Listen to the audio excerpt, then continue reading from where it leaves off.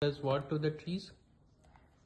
You know, some people cut the trees down, and that's not fair. They destroy the earth. But there's nobody to destroy the earth. Krishna's gonna make new words. Oh, Because my God. Krishna has power. So what happens to the trees? Why should we not cut the trees? Because they give them oxygen and we breathe. Trees give us oxygen. And we breathe from oxygen. Krishna is so nice that we love him and we always sing bhajans to him because he's God. So should we not cut the trees? No, that's not fair. It destroys the earth.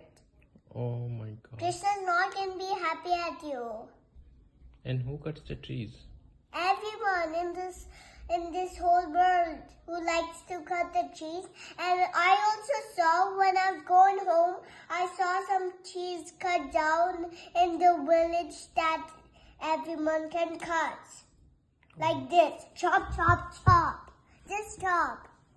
They always do everything and cut the trees down in 1 second. And 1 second. Every morning or night.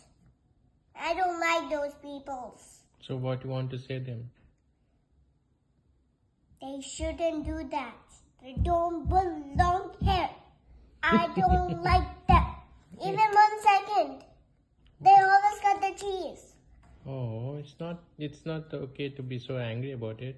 Yeah, I don't like to cut the trees. They always cut trees and they give oxygen to us. Trees give oxygen to us? Yeah, Krishna never makes fun. But I've never seen it stand dead. Not Okay. one single weight. They always cut the trees down. And how else to make earth happy? I don't know.